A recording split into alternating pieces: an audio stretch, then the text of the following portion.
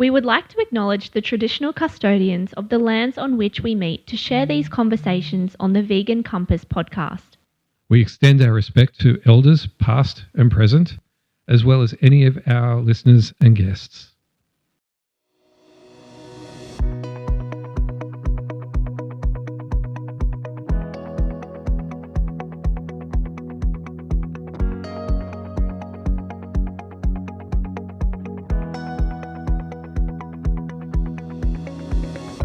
Hello and welcome to the Vegan Compass podcast, unveiling truths, inspiring change.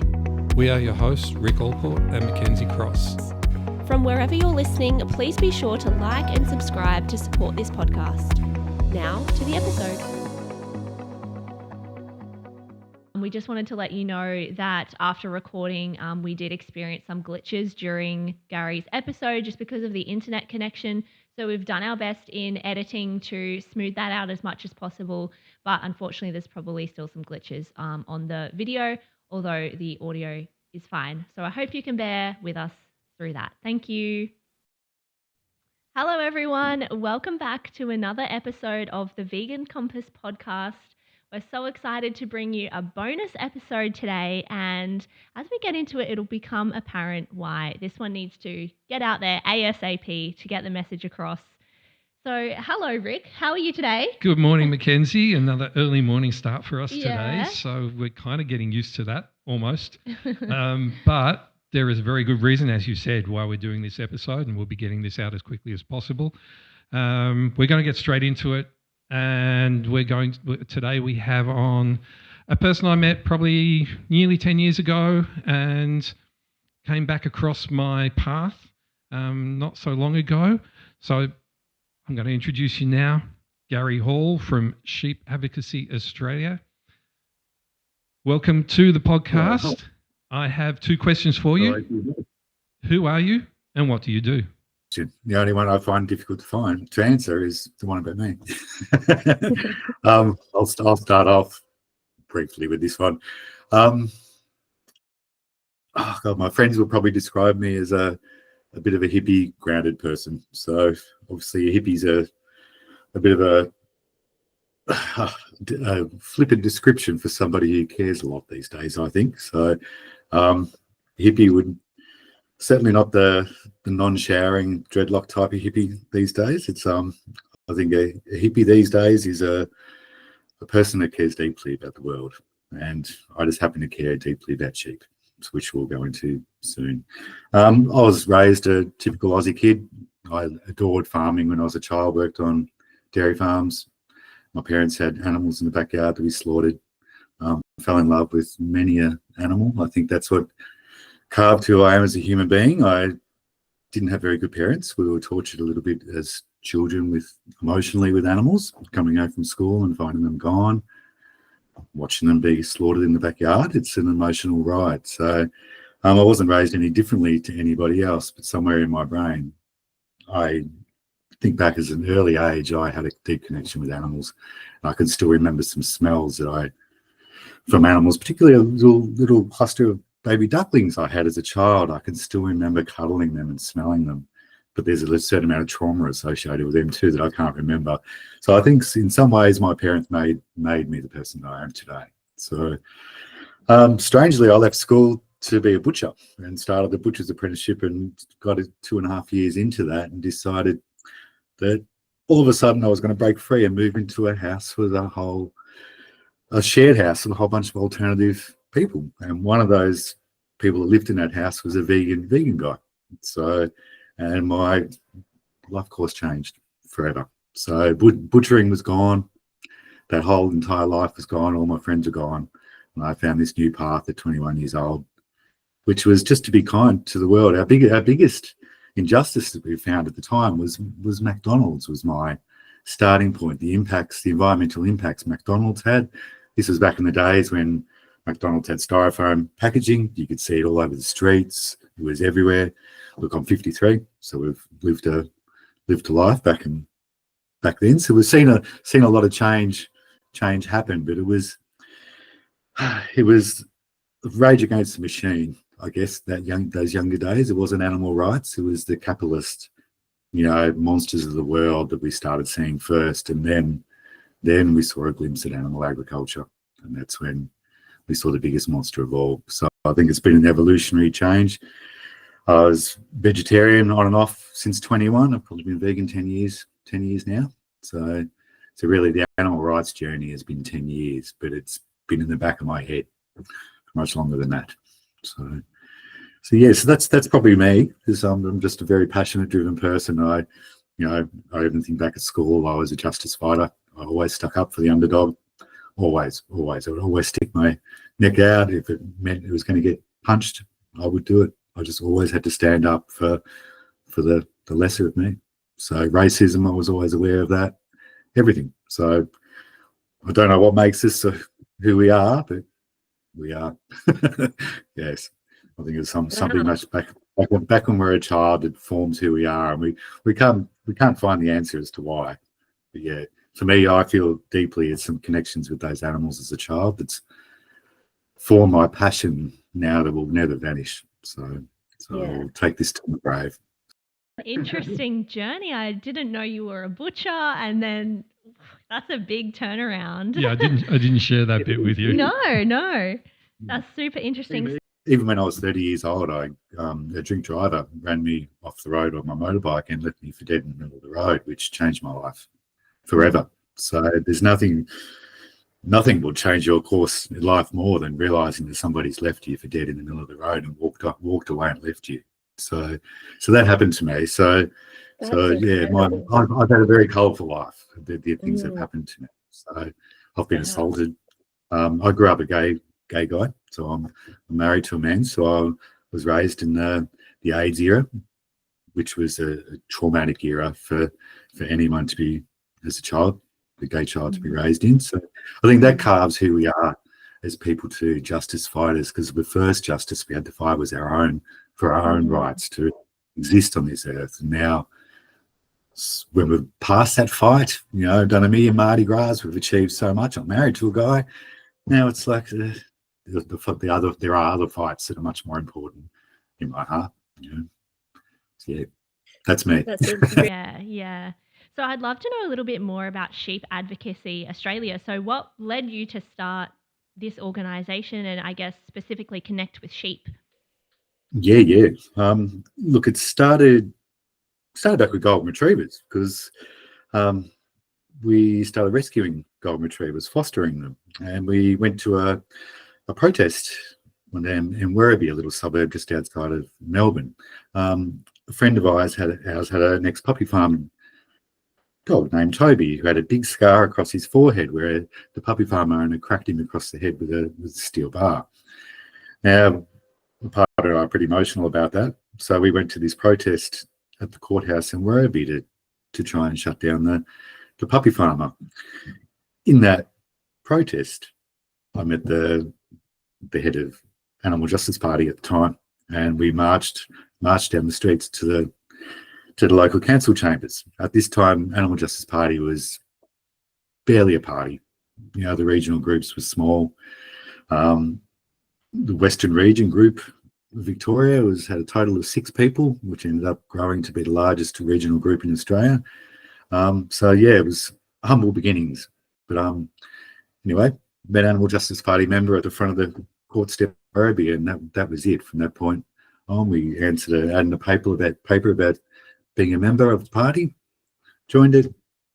I think 6 years later, helped get first Victorian Animal Justice Party member elected. I worked for him during his elected time. So I've had a fair bit of experience with politics. So my journey in animal rights has kind of started with puppy farming, evolving through grassroots Animal Justice Party, being employed by Parliament Victoria as an elected officer, getting a first-hand glimpse into the dynamics and the workings of this crappy system that we call politics, which kind of gave me the confidence that there is nothing else. This system that we're looking at, this crappy system with these people that are elected that are just, they just eat and breathe just the same as us. They're just nobodies. Here they are with all this power to change the world, and change it for animals. And we can do this. We just got a member elected. So we've got another newer member elected in Victoria now. Georgie Purcell's elected now, but my time was over in politics when I finished working for our first member. And it's hard to have a job where you're employed full time to work for animals, and then all of a sudden it comes to a grinding halt. You've got no career. I gave away my trades career to work in politics, so all of a sudden it stopped. I'm like, what do I do now? So I've got all this information. I'm confident in dealing with our political system. So this is when sheep started. So yes, and I'll answer a little bit more later how I got into sheep, specifically what made the driving force. But this is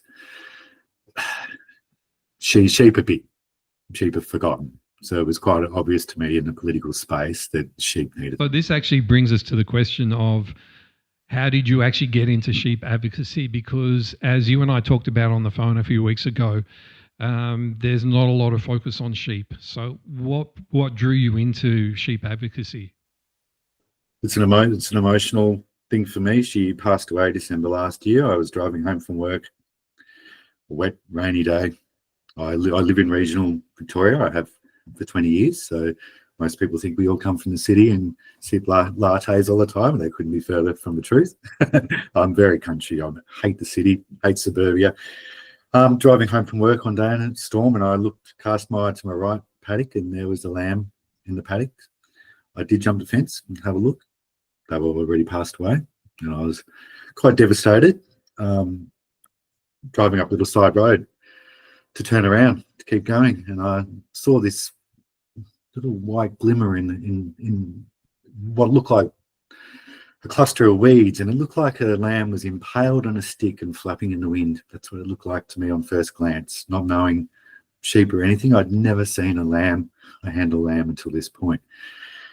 I jumped the fence and went in and had a look, and here was this newborn lamb with all afterbirth stuff all over them, literally stuck to stinging nettle inside the weeds everywhere. It was not a adult sheep in sight. It was just this one lamb in the rain, literally stuck in the stinging nettle. Scooped her up. I remember all the afterbirth all over me, getting home, and that was the start of my journey. Her name was Lammy. She died December last year from a lower intestinal issue. Rocked my world. So that was 8 years of Lammies. That was 8 years of constant sheep work. Yeah, so I knew nothing about sheep when I scooped her up. I remember doing a little post on social media going, "Oh my God, help, I've got a lamb, what do I do?" And now people message me from all over the country asking me how to look after a lamb. Oh, look, I remember when I was down in Victoria recently, and we've talked about this before, when I found the little lamb. I was driving down the road, back roads in Victorian country, and 100 kilometres down the road, and I just caught out of the corner of my eye just this little movement in a ditch, and I just knew straight away it was a baby lamb. Now, I've never rescued a baby lamb before, and I had two other people in the car with me, and I've just done this humongous illegal U-turn right around, and they're going, what? And I went, "Lamb, quick, now, rescue." And so I slammed on the brakes. Mary, my friend, jumped out of the car, grabbed this little lamb, which we call Whisper, and got him in. Luckily, we were only 20 minutes away from Edgar's Mission. And of course, I know Pam really well, so we just shot straight to Edgar's Mission. He was okay for the night, but very, very sadly, the next day, he couldn't keep going. So yeah, I get it. That's like holding him and just feeling him close. I get the connection now. Like, to me, yes, I loved lambs and I loved seeing them play in the fields, but to actually have that connection, it just gets into your soul. It really does. It does. Touching base on Sean, that point I made about our jump defence too, I'd like to point out that was so many years ago. Since jumping that fence, the Victorian government has initiated trespass laws to make sure that we are fully punished legally and jail sentence for doing that rescue now. So I'll quite happily admit to doing it back then, because we're talking many years ago now. but the laws now prevent us from jumping. Yeah, I wish I could say I'm surprised, but sadly I'm not. Yeah. So let's talk a little bit more specifically about Sheep Advocacy Australia and what are your plans and direction of focus for the organisation? Sure. Look, we've spawned from that space of rescue where we saw so many coming from regional Victoria. You'd argue 24/7. There are dead sheep everywhere at this time of the year. We can go to some areas, and they are in every paddock. Everywhere we look, there are dead sheep. And people say, "Oh, farmers love their sheep." But I'm like, "Well, you come for a drive with us, and we'll show you entire districts where they do not love their sheep at all." So here we are with this point of rescuing, where we're like, we can't just keep rescuing and taking these animals because they're not really solving the problem. We're not making any change except for the change for that individual that we're saving. So making complaints to Agriculture Victoria when we've had enough and we go, all right, we need to make a complaint here. This farmer's letting hundreds, thousands of sheep die over years. And then we find out nothing happens. Where we make a complaint to the regulator, and next year, same practices happen. Nothing's changed. So what do we do? So it's time to get serious. And then we've had this big wedge in the animal rights space where COVID kind of separated us all, and we had these trespass laws introduced. Everything started to get harsher, where feels like the forces are trying to stop us from advocating for animals from every corner of the globe. They're just trying to stop us. Media are shaming us. The word animal rights activist has been hijacked with vegan activists. So, of course, the animals' rights have been forgotten about. It's like, all right, it's time for a new tactic. And trespass seems to be something that overshadows every conversation when it comes to rescuing sheep and lambs.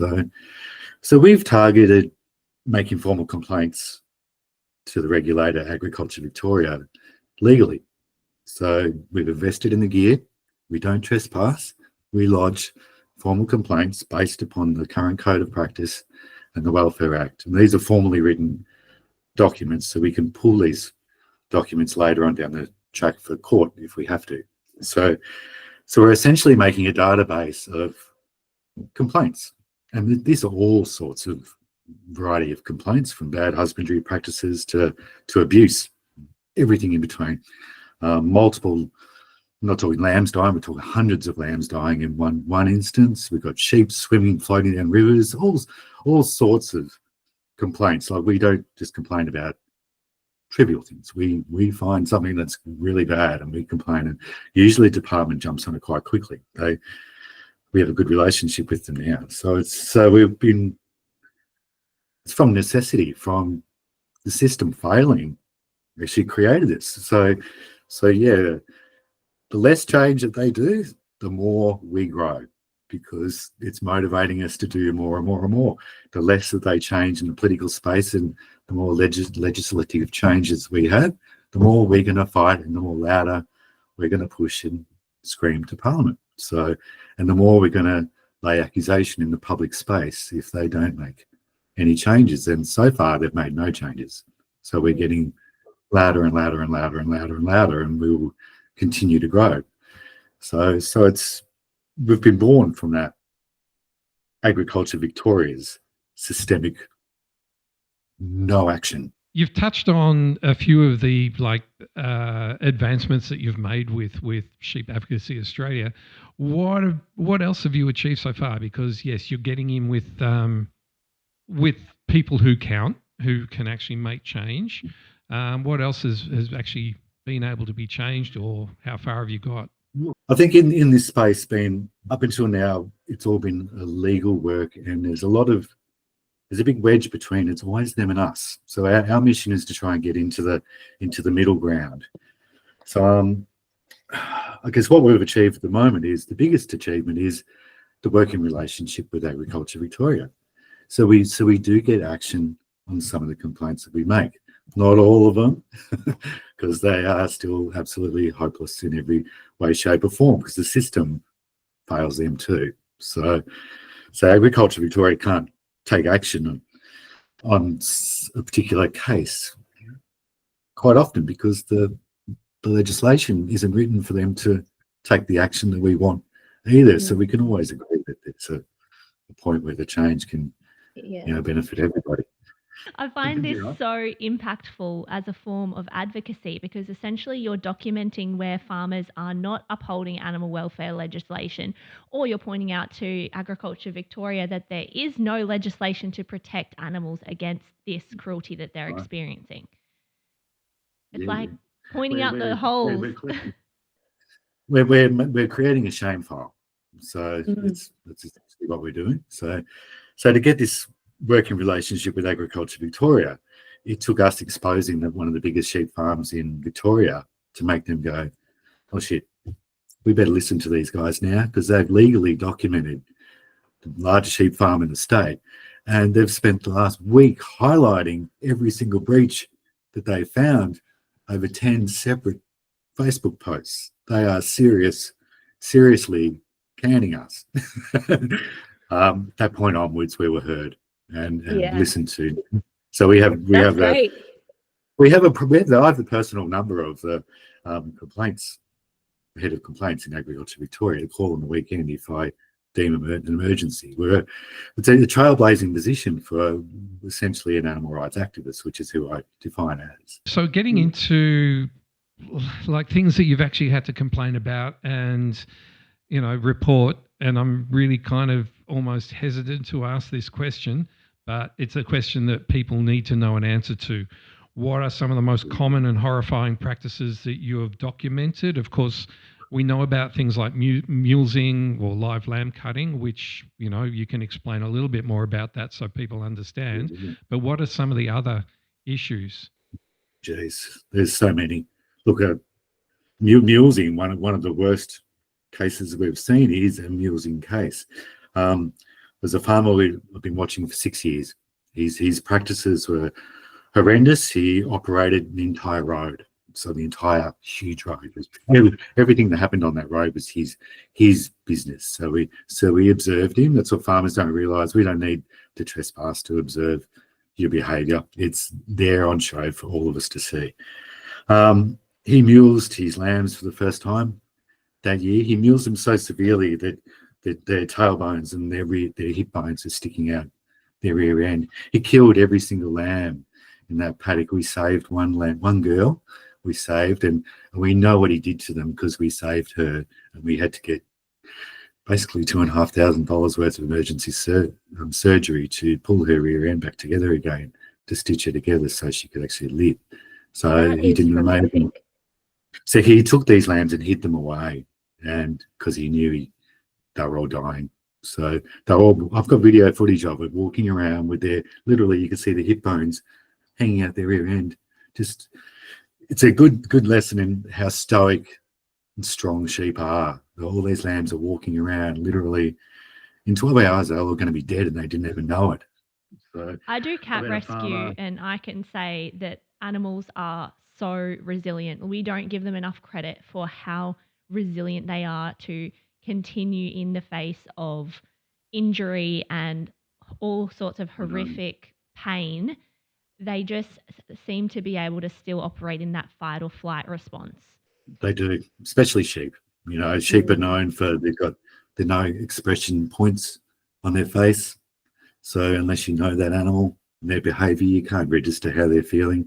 So, they just don't give away anything. So we've had another farmer that we watched. It was he bred his sheep wrong, so he mated them wrong, and all the lambs were dying inside the mums, or they were too large. So this is what we call genetic fuck-ups. The farmer didn't know what he was doing. He's crossbred the wrong sheep, and the result is the mothers die from those lambs not being able to be born, or they die inside of her, where they're born too big and they can't give birth to them. Anyway, this farmer was so frustrated with his birthing mistake that he ended up. Ewe was down in a paddock. We were watching him.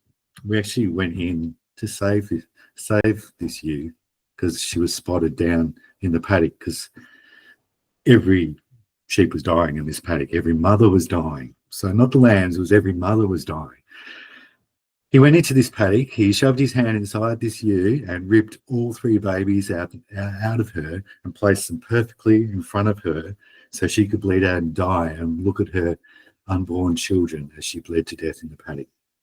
So we found her still alive, swimming in her own pool of blood. So we videoed and documented. That was one of the most disturbing things I think we've ever seen. It also taught us that how bigger devils there are in the industry too. I'm not saying that, horse people, majority aren't like that, but these are the people that are in there. How do we prove that this stuff happened? Who's monitoring it to make sure it doesn't happen? Nobody. Yeah. Look, we've had people that just beat sheep. I've had a case where we've found sheep on the side of the road with ropes tied to the legs as handles, and we can tell these sheep were beaten to death. I used as punching. So there is nothing that we haven't seen.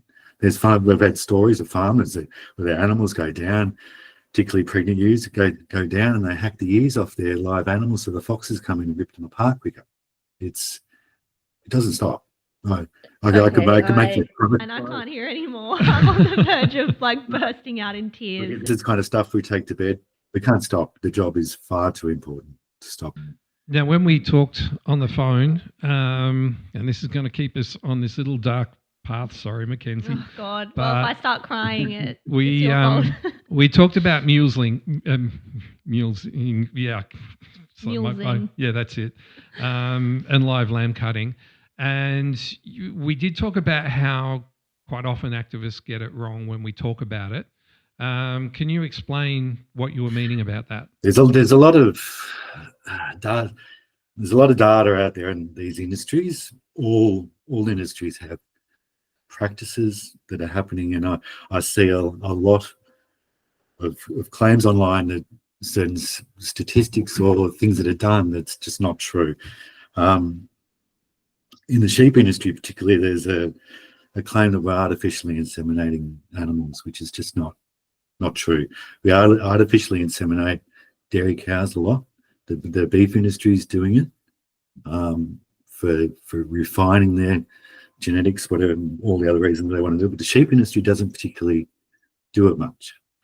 But there's a lot of accusation that they're artificially inseminated everywhere. That's why we've got triplets and multiple births in the country, but it's just not true. So they actually achieve it far more easily than artificially inseminating. They just genetically mess with the animal and make sure the ram is a high potency ram, and make sure they select genetic selection, make sure that they keep the ewes alive that birth triplet or multiple births, and kill the ones that don't. This is how we get multiples. So it's from their behavior. They say you can't force multiple births onto an animal, but you can. It's by selectively breeding them. And we have genetic businesses that specialize in the genetics of these animals to make sure they do breed multiples.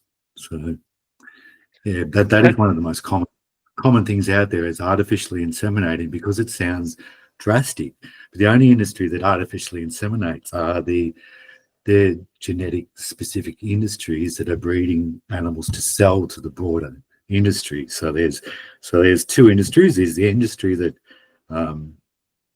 ejaculates males for semen, and then there's the industry that genetically modifies females to sell as breeding machines for the industry. So that's, no matter what species we're talking about, those industries exist for all species. So we get it wrong with the artificial insemination thing. That's more in the lab of the breeding of animals. Generally, farmers don't do it. So yeah. And with the mulesing, what are we not quite getting correct in our discussions? The mulesing is one of those things that we could end with the stroke of a pen today. It's we claim it's much larger than it really is. We highlighted the case only last week of a case in Winchelsea that we discovered a mulesing case, and we suspected that no pain relief was used. The public backlash from that is obvious. There's people within the industry that want mulesing gone. So here's this The sheep industry already phasing it out. We've seen large sheep stations up north that have already admitted that they've just spent the last 6 years phasing out all their sheep and changing flocks so they don't need to mules anymore because they know that the social license for it is coming to an end. China is demanding no mulesed sheep for wool, so demanding it. At the moment, the industry's fallen away as third on the list for the supplier to China, so the wool industry needs to wake up to itself in Australia, or else it's going to collapse. It's the misconceptions. I think the wool industry is, we could push it and it could die quite easily, particularly with mulesing. And then there's the flesh industry that's growing big times. I think the biggest, there's all just one issue. We need to divide everything up, I guess. So the opportunities are in the wool industry to kill it, pretty much. Mulesing can go. Victoria doesn't mules as such. People don't realise that mulesing is a large sheep station practice that they do up in far north where the flies are bad. They do it because they didn't want to round sheep up or check them for 12 months. They only want to round them up to shear them or kill them. So they mule them and cut their tails off and do everything just as a way so they don't need to do husbandry practices later on down the track. So mulesing was born from larger sheep stations, not Victoria. So as a small little state that is basically the lamb state, we don't need to mules at all because it's a wool industry kind of thing. We're in a cooler climate. We could easily just be the first to ban it, just like that, stroke of it. Even the industry won't do it. But they know they should, but they won't. These things are kind of sitting on a knife edge. If we just had a little bit more help, we could just push them over the edge. A major campaign to get rid of mulesing. If Four Paws and all the large groups, Animals Australia, and everybody else all come together, we could get rid of mulesing tomorrow, I reckon. The only organisation that I've seen actively talking about mulesing is Collective Fashion Justice. There might be some others, but that's the only one I've seen recently. TV campaign on it. Okay, that's good. Some of the data's wrong. That's where it needs to be a little bit more specifically targeted, where we talk so generally about the sheep industry, but one of the reasons why we've moved into this space and targeted is because it needed a specific target. We need to target Victoria specifically because everything's so different. So Four Paws, I think, made a claim that 80% of wool sheep or 80% of our sheep are still mules. I don't get that claim because our national flock only consists of about 50 or 60% merino wool sheep. So only 50 or 60% of our national flock would be mulesed. And in that percentage, there's only a small amount that actually do the practice still. So we're almost asking for it to stop, and the figures in that are actually too larger. We need to make out that it's not that popular. It can go. It's a real dying art that needs to vanish. So, that's really interesting. I haven't heard that perspective, so it's good to know that it's on the way out, and we could very easily just push it off the edge.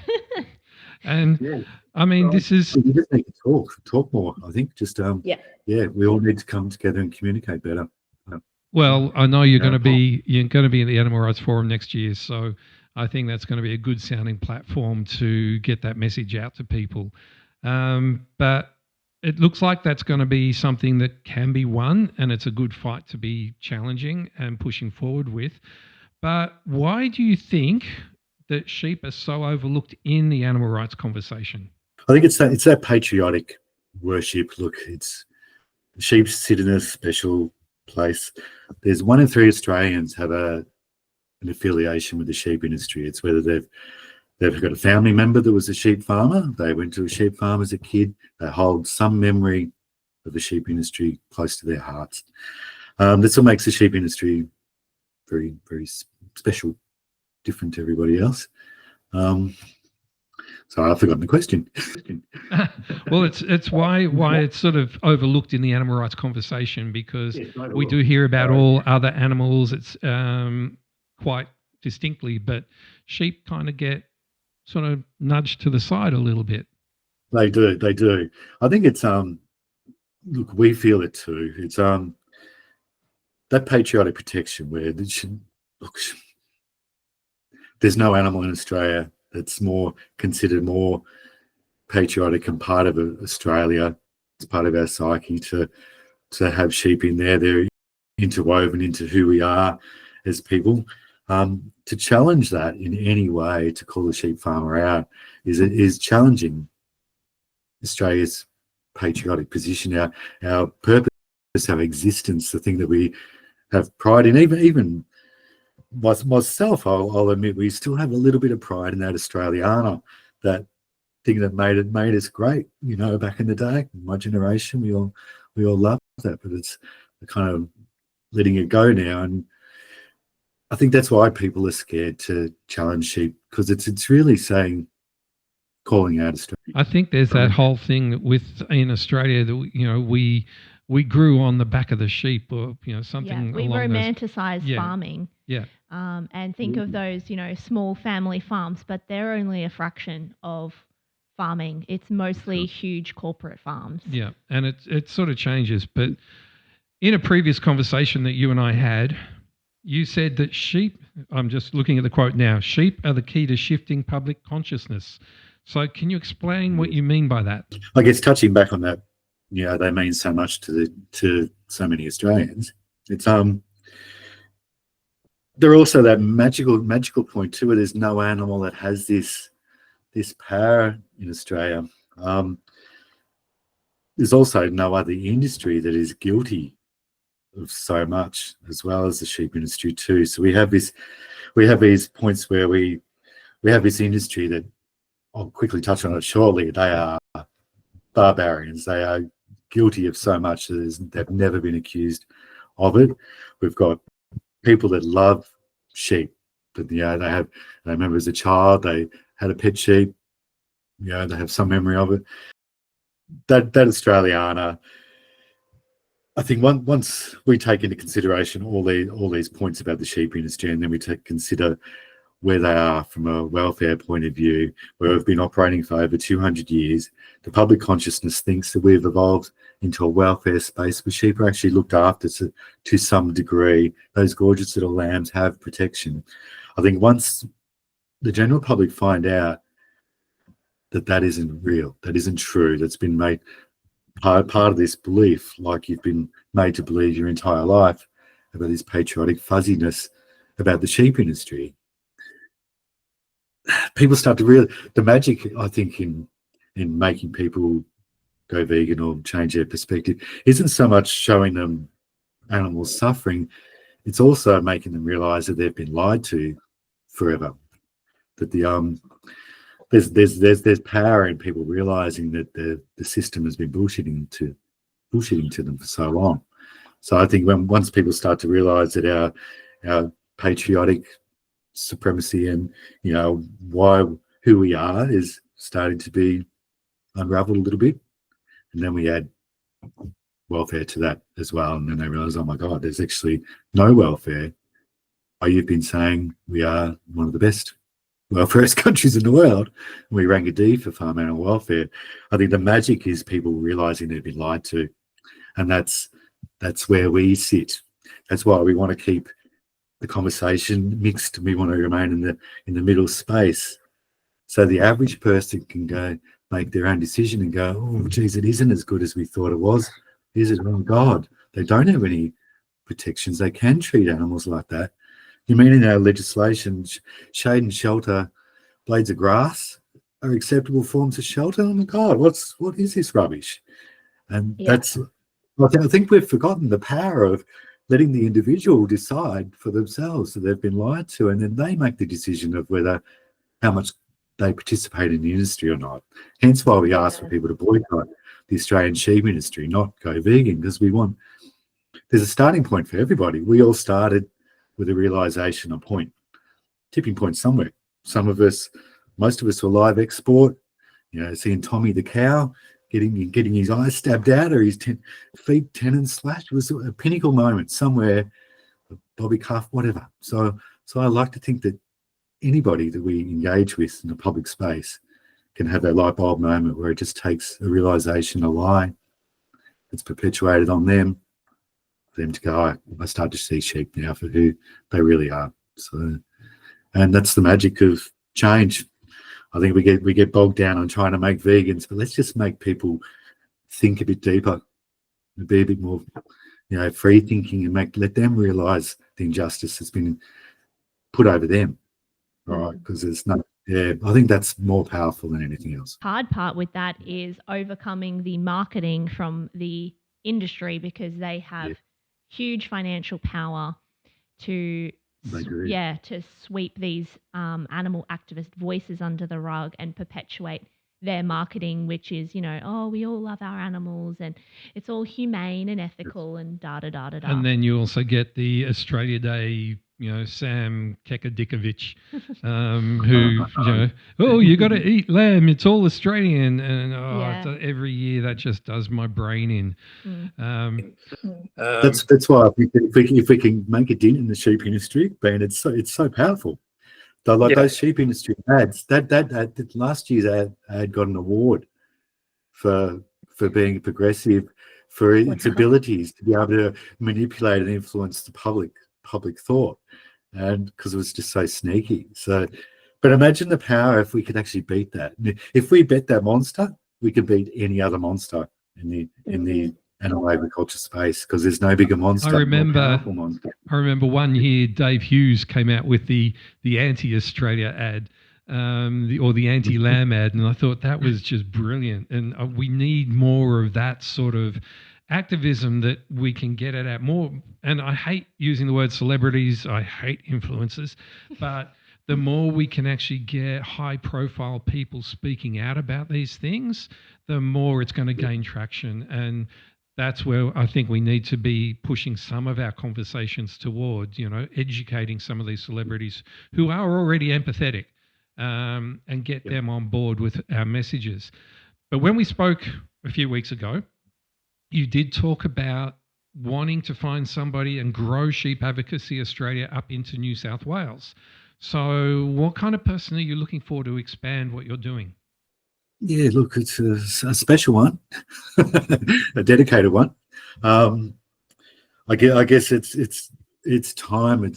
We're trying to change a language narrative here, and trying to let people know that the importance of species-specific advocacy too, and focusing on welfare and weaponizing welfare. So I think we've got Facebook pages set up already for each state, but we only function in Victoria because that's where we reside at the moment, and it is a key land killing state. I think we need somebody that's prepared to do politics, that's ready to learn policy and understand it very intimately, like to the point of obsession. So be like me. So if someone listening wants to help, what can they do? How can they get hold of you? First, the biggest thing politically that we want people to realise, and the focus is on the in Victoria, the Animal Welfare Act. We want people to realise that the actual Code of Practice is the most important document to be focusing on. The Code of Practice is a document that stipulates farm animal behaviour. It defines farming practice. What is a farmer? What is acceptable? What isn't? It's all defined in the Code of Practice, not in the Welfare Act. And it's very deliberate that the Welfare Act keeps all the focus, because that's where all the fuzzy good bits are, where animal sentience is, etc., etc. But actually the Code of Practice is the most important document that stipulates where animal sentience fits into the farming space. So if it's not written into the code, it's meaningless. They want you to think it. They want that to remain so. So the biggest thing you can start to do as of today is start talking Code of Practice. So, because the Code of Practice is set nationally. The federal government sets the Code of Practice, which ripples down to every other state. So it's a wonder. It's important that Animal Justice Party eventually, or any sympathetic member, I think the Greens can even achieve this too, which would make more sense because they're there in the federal space already. The federal codes of practice, the documents that dictate animal welfare to each state. Now each state hides behind that code of practice, and each state does up their own code of practice accordingly to the national standards. So if we get an elected member or somebody in the federal space changing those codes of practice, that's powerful. But for the time being, we're trying to focus on the state code of practice, Victoria. All right, it's a big ask to try and shift the state code without adjusting the national one. Can be done though. And being Victoria is a lamb killing state, we killed 26.6 million lambs last year, the highest lambs ever killed ever in our entire history.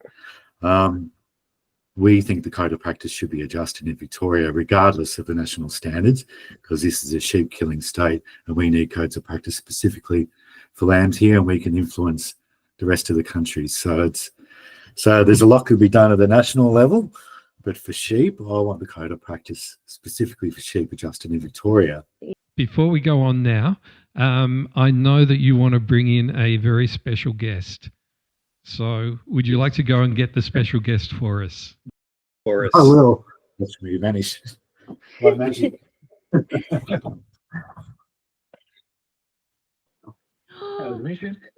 Oh my goodness. Oh, She's a big girl. She's growing fast. And who do we have here? Oh, her name's Parker. Oh, hello, Parker. She's so sweet. Oh my goodness. Yeah, Parker obviously is a lucky one. Yeah. Where did you find Parker? I won't say exactly where we found Parker, but sometimes we can't help but save them. They're just there, part of our investigative work. We don't go out there to save sheep. That's not what we do. We're not a rescue organisation, but unfortunately, when you're faced with them going to die in front of you, you have to rescue them. So. Yeah. Oh, I can understand that. How could you turn away from a beautiful face like that? Oh, she's my goodness. so Look sweet. at those ears. Oh, all right. Well, we have a pretty impactful. Oh, look, bless. Well, we have a pretty impactful question to ask you, and I think the fact that you have Parker on your lap makes it even more impactful. But if you could place a message on every package of lamb meat, what would it say? Oh, what do you reckon, Parker? I think if you knew me, you would love me. It's an easy one. Wow, I feel. Oh, I got goosebumps. I've got absolute goosebumps. That was not what I was expecting, but it's the most perfect answer that could have come out. I mean, that is just beautiful, and I think we should actually make stickers, and we should go around and start stickering every packet of lamb meat. Oh my goodness! If you knew me, you would love me. You spelled EWE. UE. Yeah. Yes, of course. Oh my goodness, that was beautiful. If you were holding Parker now, you would. Doesn't matter who you are. It's impossible to not be transformed by the power of him. So it's you can't eat them. There's no way. Oh man, they're magic. Yeah, they definitely are magic. That takes me back to holding Whisper, and it's like, oh my goodness, there is just something that gets into your soul, and you can't change that. You can't lose that. Oh my goodness, thank you for bringing. Given we let over 20 million of them perish each year just as part of turning them over for profit. You know, most of them perish from cold weather. She's ready to move. It's all right. It's devastating, the reality for them. So, yeah. So, okay, that was just such a beautiful moment. Good ending. So where can our listeners find your work, support your mission, or learn more about Sheep Advocacy Australia? At the moment, we're just a Victorian page that's functioning. We are looking for active people in New South Wales to run a page for us, another one in WA, another one in South Australia. So key states, New South Wales is the biggest state in Australia for sheep. Victoria's second. So for me to find somebody in New South Wales is pretty powerful. So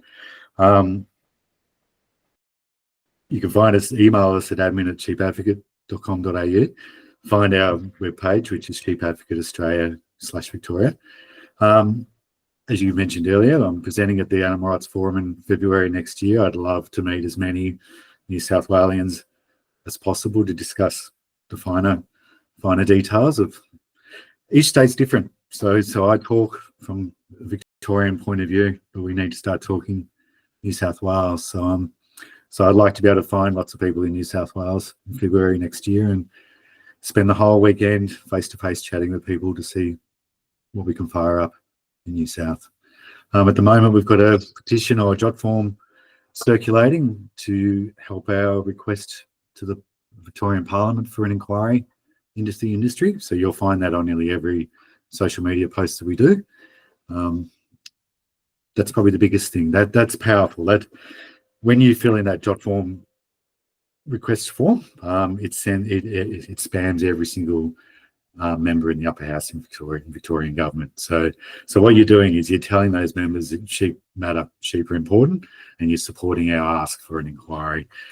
Keeping sheep in the conversation couldn't be any more important. So that's excellent. Supporting us by doing that is the most powerful thing you can do at the moment, just because sheep have been forgotten about, and we want them to stay in the conversation 24/7. If that means we need to talk welfare the whole time to keep them relevant, so be it. But our agenda's to stop them being killed. So yeah, wonderful. So we will put all of the contact information, the petition, and your social media in the show notes so people can easily find all of that information and get in touch with you. So Gary, thank you, Gary, for like a deeply moving episode, but also giving us that beautiful Bye, Parker. Beautiful Parker. Oh my goodness, Parker is just so gorgeous. That's the highlight of my week. Yeah. So Gary, we can't thank you enough for the work that you're doing. You are doing incredible work for lambs and sheep. We love and fully support what you do. We're looking forward to seeing you at the Animal Rights Forum next year and having time with you. But thank you, Gary. Thank you so much. Thank you so much. Thank you for giving sheep the platform for me to talk. Well, it's been another wonderful episode of the Vegan Compass podcast. If you're enjoying it, it would mean so much to us if you can leave us a review and subscribe so you get notified every time we release a new episode. Thank you so much for listening, and we will see you next time. See you later. Bye. Thanks for listening to the Vegan Compass podcast, unveiling truths, inspiring change. Be sure to follow us on social media at @thevegancompass_podcast. See you next time.